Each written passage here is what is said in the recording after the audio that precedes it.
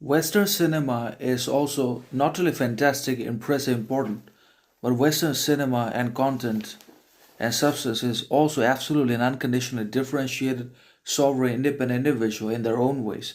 The Western cinema in its entirety has got absolutely its own sovereignty, independence, individuality, differentiation in almost anything and everything that it does, achieves, performs, and manages to accomplish in itself is absolutely mind boggling and unbelievable and obviously impressive considering what we are able to do and achieve in this Indian cinema is also impressive considering who we were, what we used to do, and what we are now doing and what we are now able to achieve is absolutely astounding and mind-boggling and impressive in accordance with our own standards and colonial history and poverty, majority population explosion and so on and so forth. But the West cinema or the cinema in the America and the West is obviously more important, bigger, better, greater in almost everything uh, obviously in comparison to ourselves because they have more machine,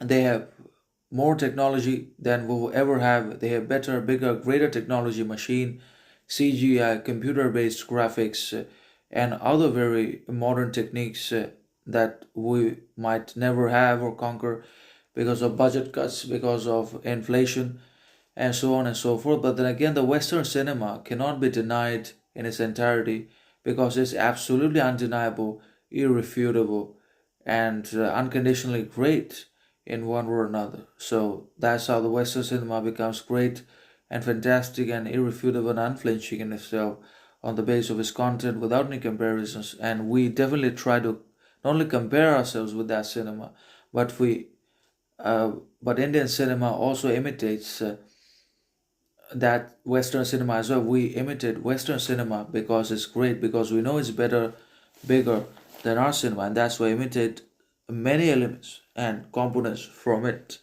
and ideas, scenes. Not because imitation is always good, but because imitation sometimes becomes necessary, just as pretense persona is necessary in our lives for social survival, outside progress, validation, political ambition, or other success ambitions. And so is imitation of something becomes necessary in the Indian cinema, which is bigger, better, greater than the former. So that's how this differentiation and paradox of imitation, pretense, and persona works in the human beings' lives who cannot live without persona, anyways. And when it comes to the Western masters, then they are bigger than us. So that's how it works.